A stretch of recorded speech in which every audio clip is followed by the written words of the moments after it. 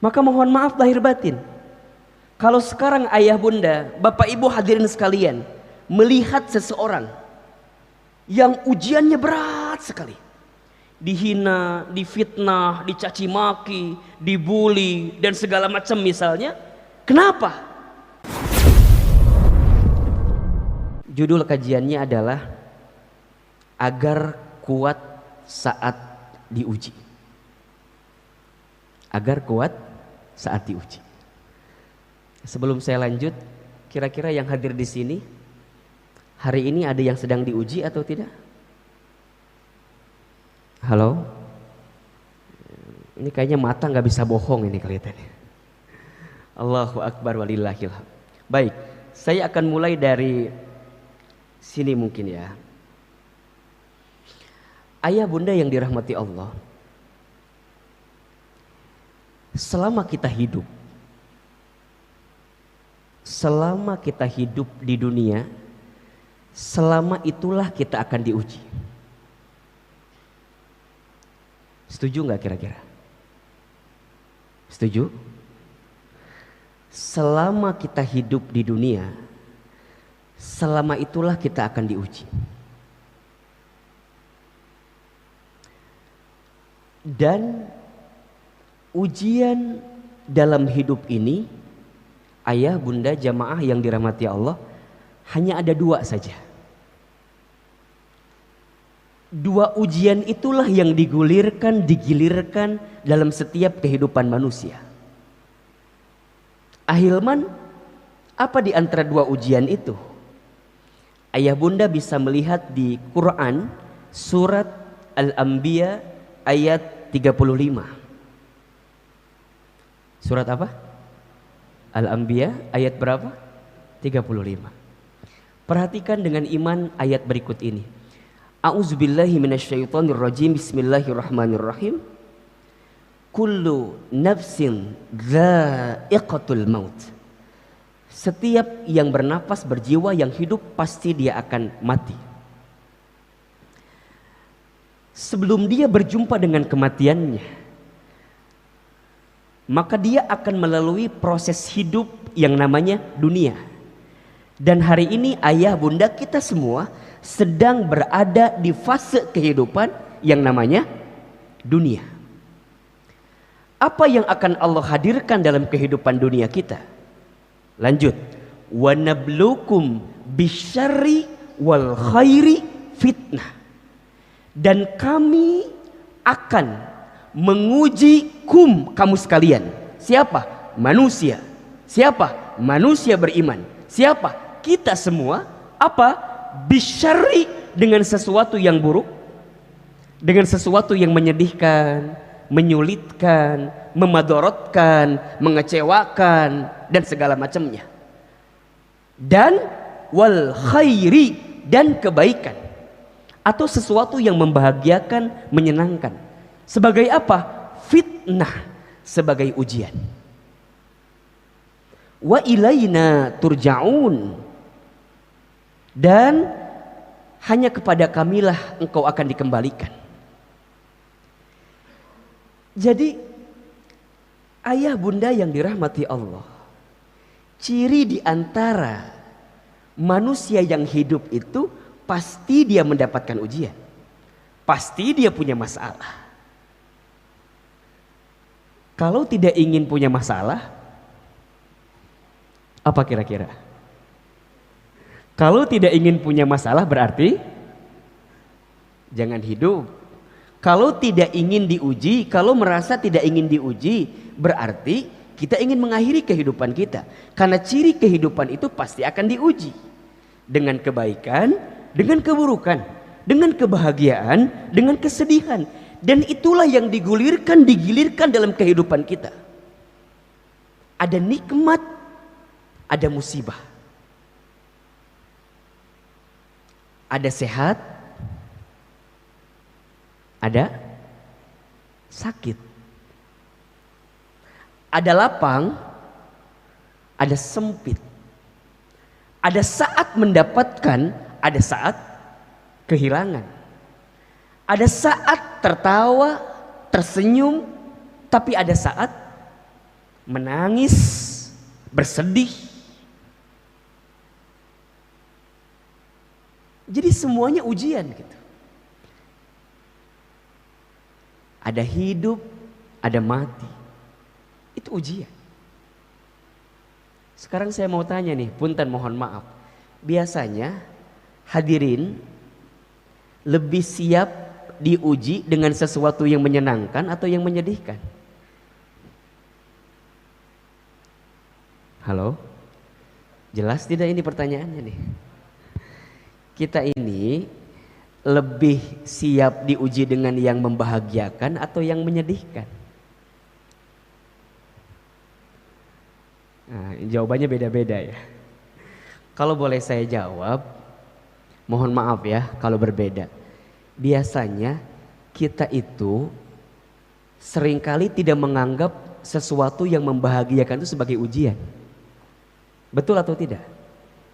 Kita menganggap, mohon maaf ya, kesehatan kita, keluarga yang harmonis itu, pangkat, jabatan, karir, itu bukan bagian ujian gitu.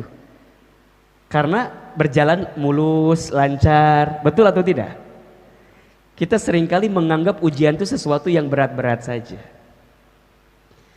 Dan itu wajar, masih mending dia nganggap itu ujian.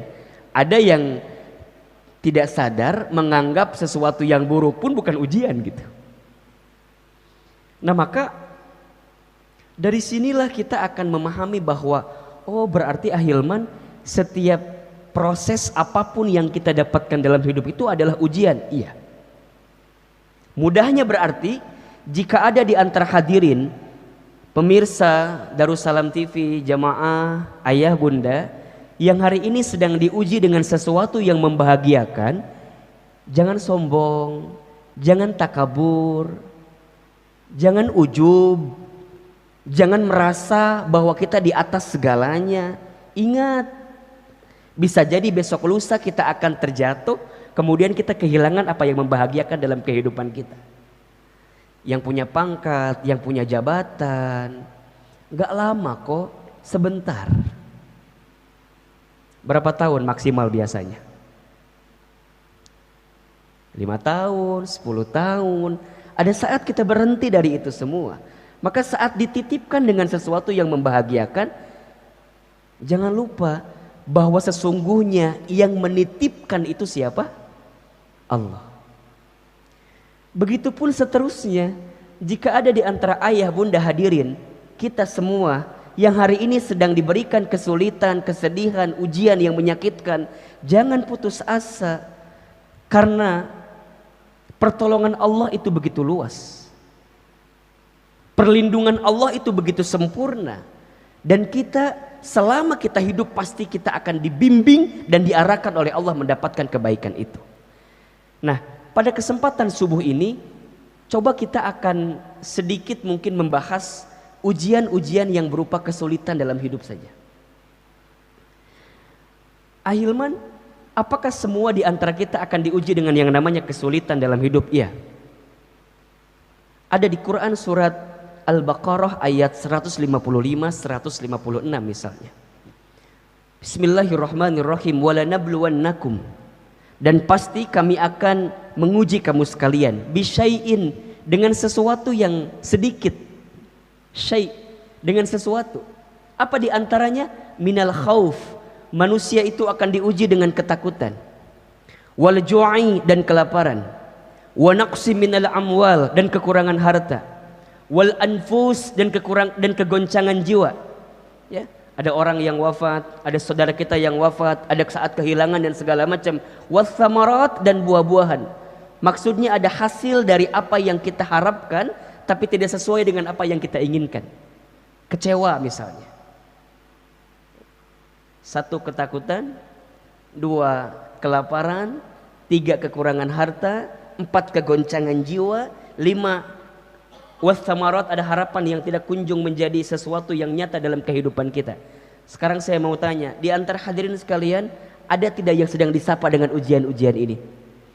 Jika ada yang sedang disapa dengan ujian ini, maka lihat ujung ayatnya. Wa basyiris sabirin.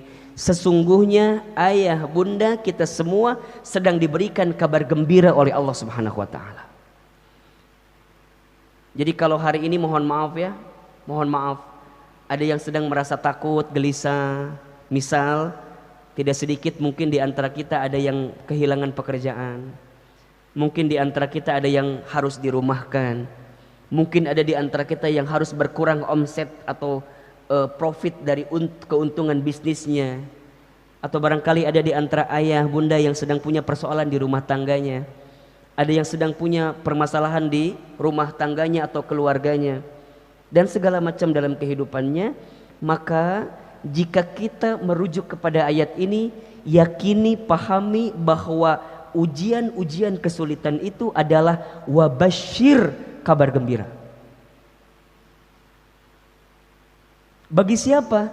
As-sabirin, bagi orang-orang yang sabar. Siapakah orang yang sabar itu? Lanjut ayat selanjutnya. Alladzina idza asabathum musibah qalu inna lillahi wa inna ilaihi rajiun. Orang yang sabar adalah orang yang ketika ditimpa musibah, maka dia hanya akan menjawab, sesungguhnya ini milik Allah, dan sesungguhnya semua ini akan kembali kepada Allah. Bahasa mudahnya adalah orang yang sabar itu adalah orang yang mengembalikan setiap perkara kesulitan dalam hidupnya kembali kepada Allah. Dia menahan diri, dia memilih sesuatu mana yang tidak dibenci oleh Allah. Dia hanya akan fokus mencari jalan keluar, mencari solusi yang jalan keluar solusi itu adalah sesuatu yang diridhoi oleh Allah Subhanahu wa taala. Dia bisa marah, dia bisa frustasi, dia bisa stres, iya, tapi dia tahu itu dibenci oleh Allah. Dia tahu itu perkara yang Allah tidak ridho dengannya. Maka dia memilih jalan lain mana yang barangkali Allah lebih ridho dengan dirinya. Jadi mohon maaf ya, sabar itu tidak identik dengan berdiam diri atau apa? Tidak identik dengan putus asa, bukan. Sabar itu memilih jalan terbaik yang sesuai dengan aturan Allah Subhanahu wa taala. Dia tidak melanggar aturan-aturan Allah dalam kehidupannya. Itu sabar. Dan sikap ini menjadi penting. Jadi kalau ada di antara hadirin sekalian yang sedang disapa dengan kesulitan dan langsung cara berpikirnya adalah, oh iya, Allah sedang menitipkan pesan cinta, kabar gembira kepada kita dengan ujian-ujian ini. Ahilman, kenapa disebut dengan kabar gembira dari setiap ujian kesulitan itu? Mohon maaf, kalau boleh saya tanya, setuju atau tidak? Kita itu sholatnya bisa lebih khusyuk, doanya bisa lebih panjang, sujudnya bisa lebih lama jika sedang diuji dengan kesulitan. Betul atau tidak? Bukankah itu nikmat? Bukankah itu kabar gembira? Yang barangkali Allah ingin menyapa hadirin sekalian. Allah ingin menghadirkan pesan cintanya melalui ujian-ujian itu agar kita segera kembali kepada Allah Subhanahu wa taala. Salat tahajudnya jadi rajin, salat duhanya jadi rajin, ngaji Qur'annya jadi rajin, ke masjidnya jadi rajin, infak sedekahnya jadi rajin. Biasanya ketika sedang diuji, betul atau tidak? Maka saat dia diuji ya, dengan ujian yang tadi saya sampaikan, satu ada yang bentuknya kebahagiaan, satu bentuknya ada yang kesedihan, maka sebagai orang beriman dia punya sikap terbaik dalam hidupnya. Apa sikapnya? Ajaban li amril mu'min, sungguh menakjubkan keadaan orang beriman itu. Kenapa? Inna amrohu kullahu khair. Semua perkara, sesungguhnya semua perkara bagi orang beriman itu semuanya baik. Dan tidak akan didapatkan kebaikan ini kecuali bagi orang beriman. Bagaimana keadaannya? In asobathu sarra'u syakara. Jika dia mendapatkan sesuatu yang membahagiakan, maka dia bersyukur. fakana khairullah, karena itu baik baginya. Wa in asobathu dharra'u sabara, jika dia mendapatkan sesuatu yang madarat, yang sulit, yang sedih, maka dia bersabar, fakana khairullah, karena itu baik baginya. Hadis riwayat Muslim. Bagi orang beriman semuanya baik. Semuanya baik. Tidak ada yang gak baik. Tapi kan Ustadz, wajar atuh kalau gelisah, wajar atuh kalau resah gitu ya, galau dan segala macam, wajar, manusia biasa. Innal insana khuliqa halu'a, sesungguhnya manusia itu diciptakan dengan keluh kesah, kan gitu, wajar. Tapi yang tidak wajar apa? Berlebihan dalam kegelisahan. Yang tidak wajar adalah berlebihan dalam keresahan. Jika hadirin sekalian berlebihan dalam kegelisahan, tanyakan di hati kita, jangan-jangan iman kita kepada Allah sedang dipertanyakan dalam kehidupan kita. Ustadz, gimana ini kalau pandemi terus-menerus begini terus gitu ya? Gimana ini kalau COVID nggak selesai-selesai gitu? Itu bukan ungkapan orang beriman. Orang beriman tidak seperti itu, ayah bunda. Ahilman, gimana nih kalau aduh gini terus usaha nggak lancar nih, omset berkurang dan segala macam. Iya, dia tahu sedang sulit, tapi ungkapan yang keluar bukan seperti itu. Karena di hatinya masih ada iman. Berarti ketika di hatinya masih ada iman, dia masih yakin dan percaya kepada Allah Subhanahu wa ta'ala. Bukan tidak ikhtiar, dia ikhtiar. Tapi keyakinannya kepada Allah menjadi guidance terbaik dalam hidupnya. Menjadi petunjuk terbaik selama ada Allah. La tahzan, jangan sedih. La takhaf, jangan takut, jangan khawatir. Innallaha ma'ana, sesungguhnya Allah bersama dengan kita. Karena semua yang dihadirkan dalam kehidupan kita pasti ada hikmah terbaik. Yang sulit itu adalah bisa menggali hikmahnya gitu ya. Hikmahnya apa gitu. Maka ujian bagi orang beriman. Mudah-mudahan kita semua termasuk golongan orang beriman ya. Maka saya langsung fokus aja ujian bagi orang beriman. Bagi kita yang mudah-mudahan dicatat oleh Allah sebagai orang beriman. Ketika diuji, jangan fokus dengan soalnya. Jangan fokus dengan ujiannya. Tapi fokuslah dengan jawaban kita hadirkan dari ujian-ujian itu. Kenapa? Karena soal ujian tidak pernah salah. Jika kita tidak lolos atau tidak lulus dari ujian, yang salah bukan soalnya, tapi yang salah adalah jawaban kita terhadap soal-soal itu. Saya buat analogi yang sederhana.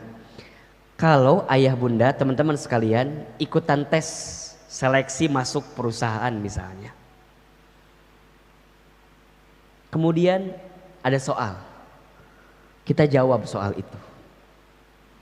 Kemudian kita kumpulkan jawabannya. Sebulan kemudian ada hasil. Ternyata hasilnya nggak lulus. Sekarang saya tanya, kalau nggak lulus, yang salah soal atau jawaban?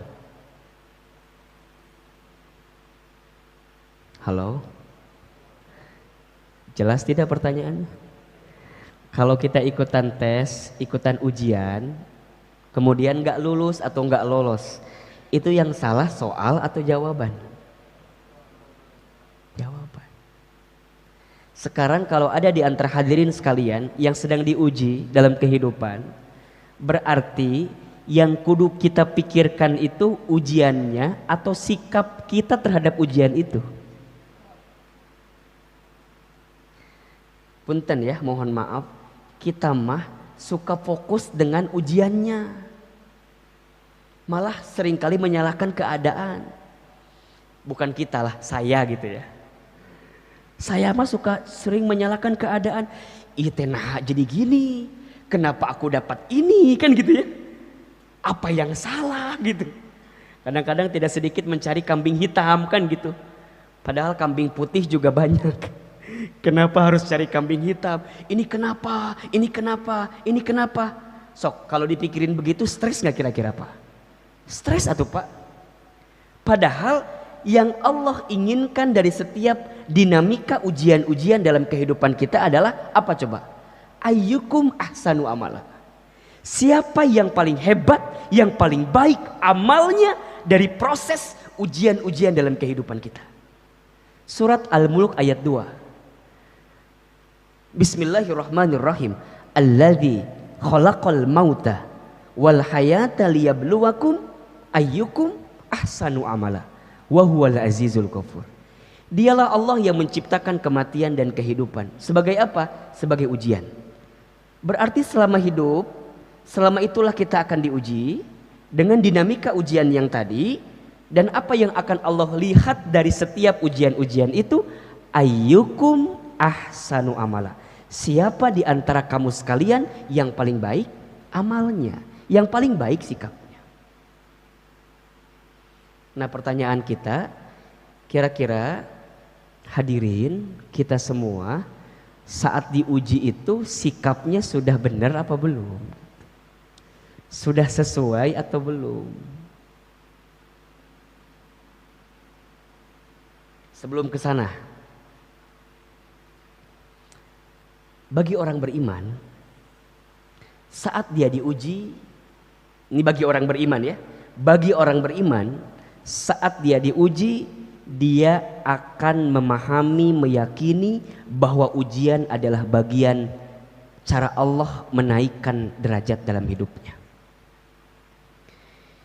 Kita bisa lihat di surat Al-Ankabut ayat 2 misalnya.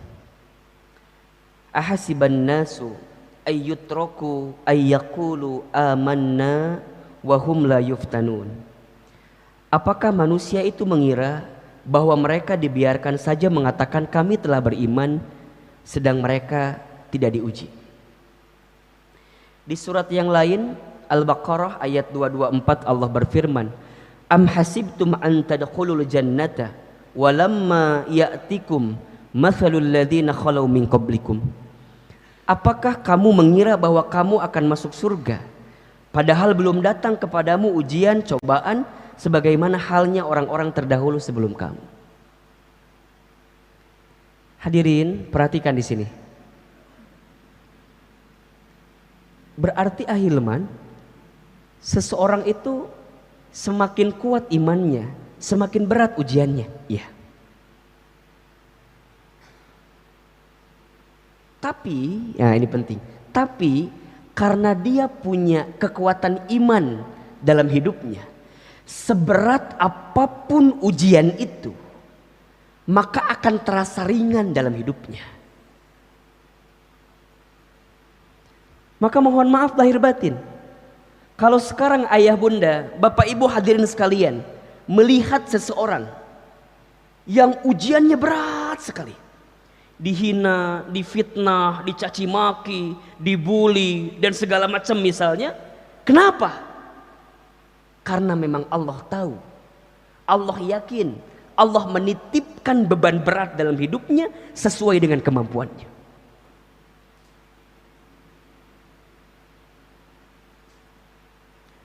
Benteng iman itulah yang menguatkan dia untuk selalu siap menghadapi ujian apapun.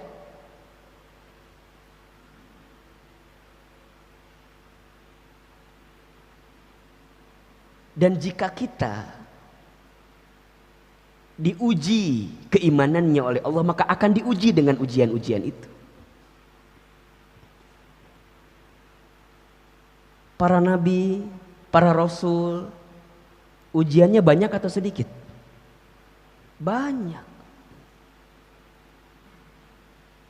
Sejak nabi yang pertama sampai nabi yang terakhir, ujiannya Allahu Akbar walillahil hamd. Banyak. Nabi Adam diuji. Apa ujiannya?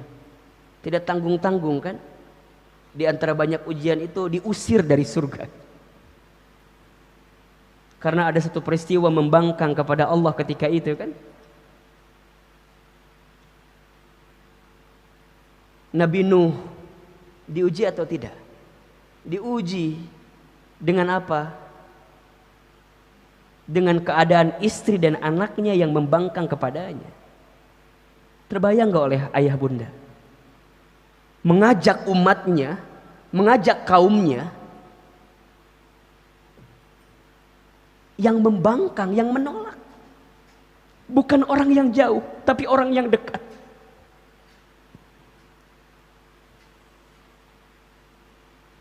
Nabi Ibrahim diuji atau tidak? Diuji. Saat beliau mendengungkan kalimat tauhid, tapi ternyata ayahandanya seorang pembuat patung berhala, kan? Coba terbayang gak bagaimana keadaannya?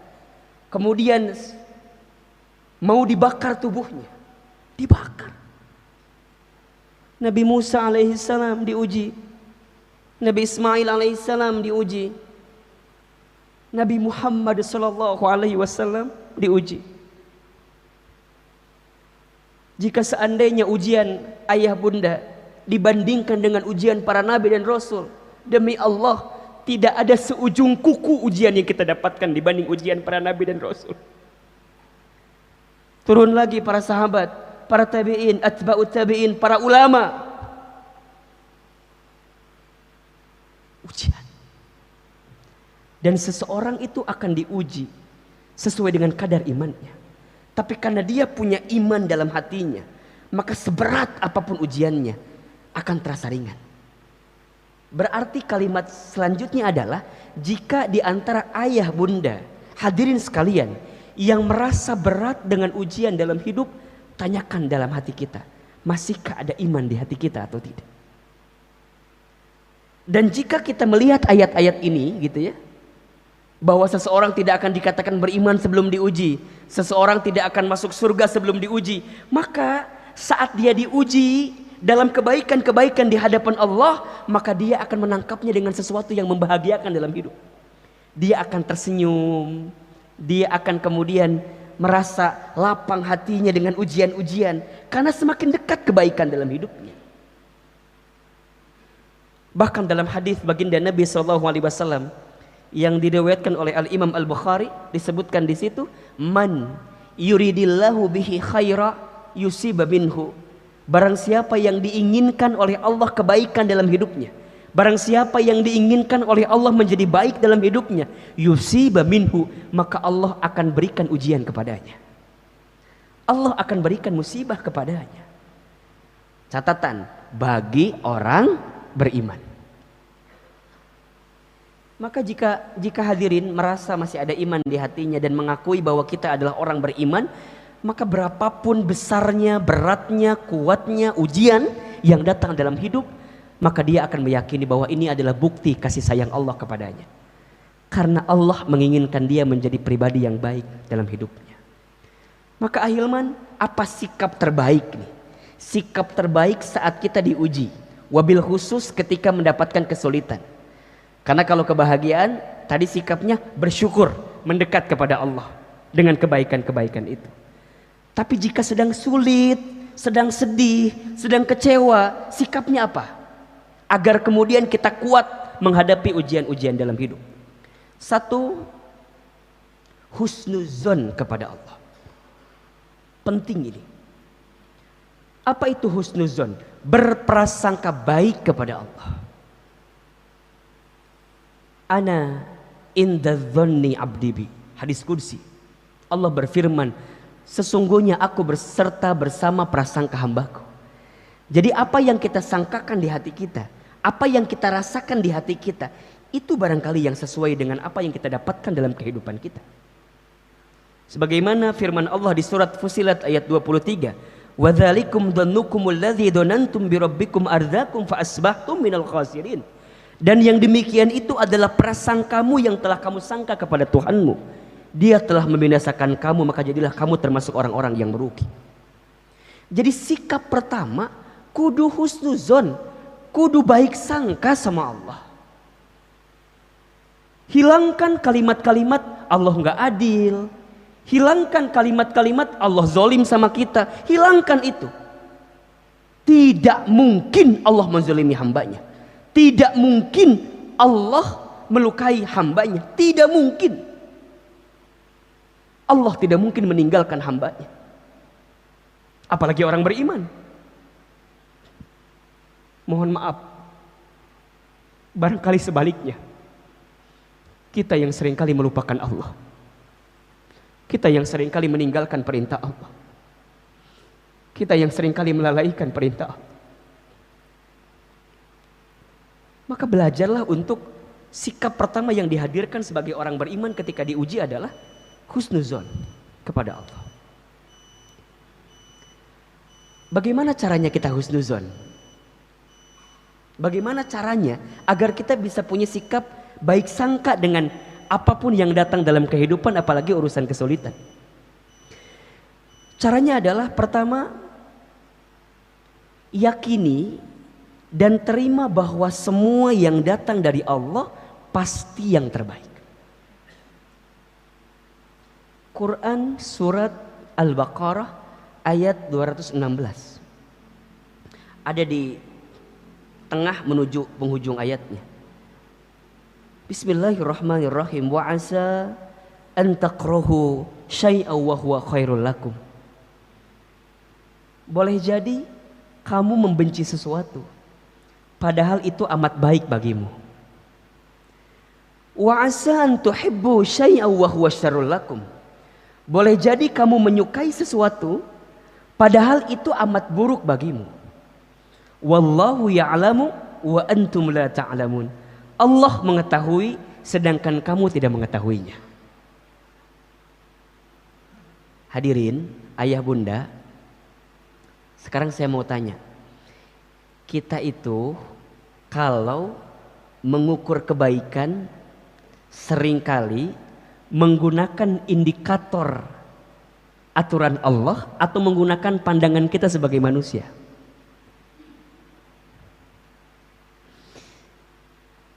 Kebanyakan kita selalu mengedepankan apa yang baik menurut kita.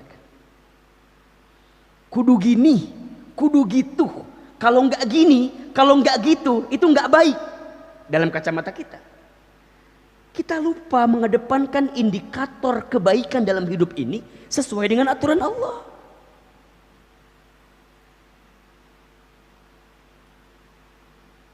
Ayah bunda kalau milih pekerjaan, yang dipertimbangkan pertama kali apa?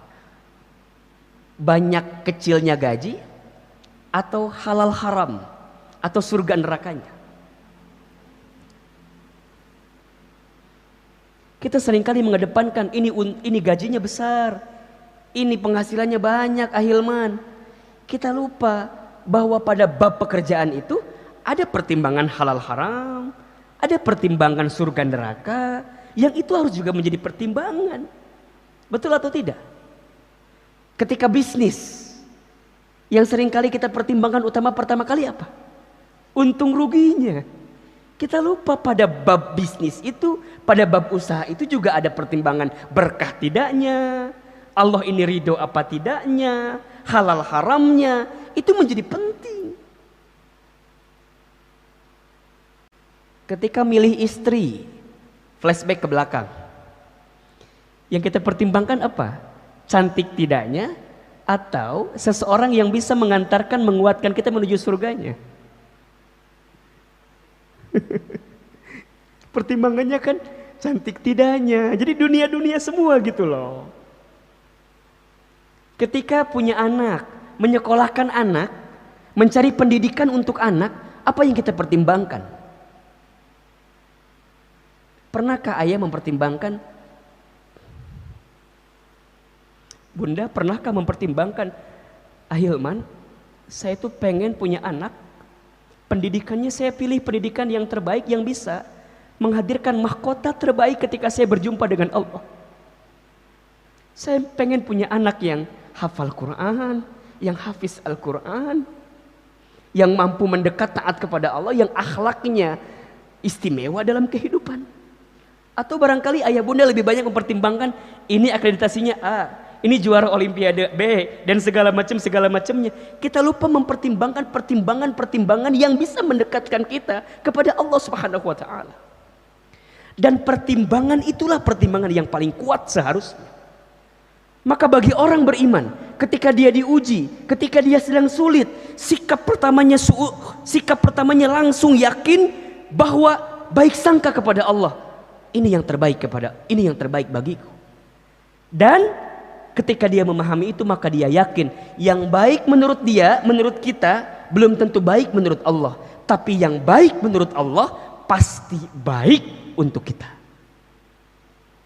Maka bismillah, mulai katakan pagi ini, apapun yang kita dapatkan dalam hidup, selama kita beriman, maka ini yang terbaik dalam kehidupan kita. Para ayah pulang nanti ke rumah, temui istrinya, senyum kepada istrinya, bilang sama istrinya, sayang, mama, bunda, thank you very much, terima kasih sudah menjadi istri yang terbaik. Kata istrinya, emang kenapa ayah? Enggak, pokoknya gitu aja. Bagaimanapun keadaan istri kita, cerewetnya, cemburunya, banyak mintanya, banyak maunya, apapun itu kekurangannya, saya sangat meyakini pasti ada kelebihannya. Bukankah ketika para suami, ketika Anda mengucapkan saya terima nikahnya fulana binti fulan dengan mas kawin sekian-sekian dibayar tunai ketika akad nikah itu di depan ayahnya, itu kan maknanya apa? Saya terima semua kebaikan yang ada di istri saya, dan saya pun siap menanggung semua keburukan yang mungkin ada di istri saya. Maka katakan mulai hari ini, istri saya yang di rumah, hadirin, it's the best for me, itu yang terbaik bagiku. Para bunda juga yang di rumah yang menyaksikan kali ini, bagaimanapun keadaan suami kita, kurangnya, apalagi suami kita kurangnya apa? Kurang gantengnya, kurang nafkahnya, apapun itu, maka katakan kepada suami kita dan yakinkan di hati kita bahwa suami kita itu adalah suami yang terbaik. Pekerjaan kita, usaha kita, bisnis kita, walaupun barangkali belum menghadirkan hasil yang maksimal, katakan itu yang terbaik. Yakini.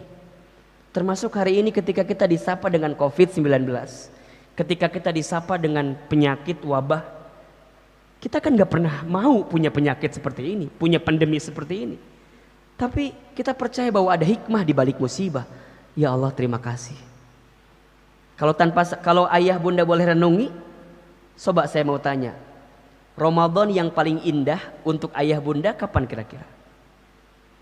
Indah dalam artian kita bisa menghadirkan kebersamaan dengan keluarga gitu ya. Bisa sholat berjamaah isya tarawih dengan keluarga, buka sahur lebih banyak bersama dengan keluarga. Kalau boleh saya cerita, rasanya Ramadan tahun ini yang saya dapatkan itu gitu ayah bunda. Jauh sebelum ini sahur kadang-kadang di luar, buka di luar, tarawih di luar, jadwal kajian subuh karena harus sholat subuh di luar jadi di luar. Bahkan kalau ingat 2 tahun yang lalu 2016, 2017 saya hampir 2 tahun berturut-turut Ramadannya di Amerika Serikat, jauh dari keluarga. Tahun ini Allah berikan kesempatan. Wasilahnya kalau bukan karena COVID misalnya mungkin gak akan kejadian seperti itu. Ada hikmah gak kira-kira? Ada hikmah. Para ayah yang belum pernah jadi imam sholat taraweh, kemarin maksain apa enggak? Maksain. Walaupun barangkali keadaannya, bacaannya belum sempurna dan belum baik, tapi kan maksain. Ujungnya jadi belajar tahsin, jadi belajar tajwid, betul enggak? Memperbanyak hafalan. Itu nikmat atau tidak? Yakini di hati kita husnuzon kepada Allah. Itu yang terbaik. Yang kedua, agar kita bisa husnuzon dengan setiap ujian adalah yakini bahwa ujian yang menimpa kita berbanding lurus dengan kemampuan kita. Al-Baqarah 286. La yukallifullahu nafsan illa wus'aha. Laha ma kasabat wa 'alaiha maktasabat. Allah tidak akan membebani seseorang melainkan sesuai dengan kemampuan.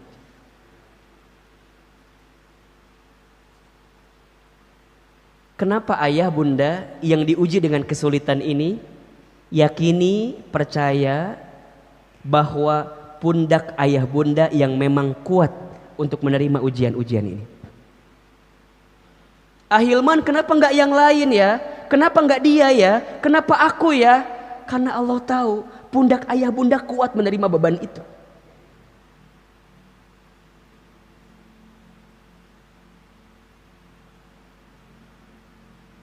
Karena kuat. Seseorang yang diberikan amanah oleh Allah gitu ya. Amanah dalam hidupnya apapun itu. Kenapa dia yang diberikan amanah? Karena Allah tahu barangkali memang dia yang kuat mendapatkan amanah itu. Ada seseorang yang mendapatkan ujian bertubi-tubi gitu. Dihina, dicaci maki, difitnah, dicari kesalahan dan segala macamnya. Kenapa hanya beliau? Kenapa hanya dia? Karena yakinlah Allah tahu pundak beliau kuat, sehingga bisa menerima beban itu. Maka ayah bunda nih, kalau sekarang kita merasakan ujian dan ujian itu terasa berat, tanamkan di hati kita, Allah percaya kepada kita, Allah yakin sama kita. Maka poinnya adalah, ayah bunda hadirin sekalian, jangan sibuk membandingkan ujian yang kita terima dengan ujian orang lain. Saya ulangi ya, jangan sibuk membandingkan ujian yang kita terima dengan ujian dengan orang lain. Kita suka merasa enak ya dia mah, enak ya dia mah. Belum tentu. Begitupun seterusnya, jangan mengukur indikator kebahagiaan orang lain untuk kebahagiaan kita. Saya ulangi, jangan menggunakan ukuran kebahagiaan orang lain menjadi indikator kebahagiaan kita. Belum tentu apa yang bahagia di mata kita untuk orang lain menjadi kebahagiaan untuk kita. Belum tentu. Jika ayah bunda hari ini merasa lelah, merasa capek, merasa terbebani dengan setiap urusan kehidupan kita, percayalah, bisa jadi di luar sana banyak orang yang menginginkan pekerjaan kita itu. Jika ada di antara bisnis, usaha, pekerjaan kita yang ayah bunda merasa berat sekali ya Ahilman, susah sekali ya Ahilman, Allahu Akbar, di luar sana ada orang yang memimpikan, mendambakan pekerjaan, bisnis, usaha yang sedang kita lakukan. Begitupun seterusnya. Jika ada di antara ayah bunda yang hari ini sedang merasa berat, sulit gitu ya, dengan setiap ujian-ujian dalam hidup, barangkali percayalah Allah sedang siapkan kebaikan dalam kehidupan kita itu. Maka penting ini ya, gampangnya beginilah, jangan mengukur ukuran kaki kita dengan ukuran sepatu orang lain gitu. Kaki kita ukurannya 38, pakai yang ukuran sepatu 42, apa yang terjadi kira-kira? Apa yang terjadi? Longgar, betul? Kaki kita 38, pakai yang 36 ukurannya, apa yang terjadi? Sempit. Hidup ini adalah hidup yang terbaik yang Allah berikan. Maka sikap kedua adalah yakini bahwa ujian yang menimpa berbanding lurus dengan kemampuan kita.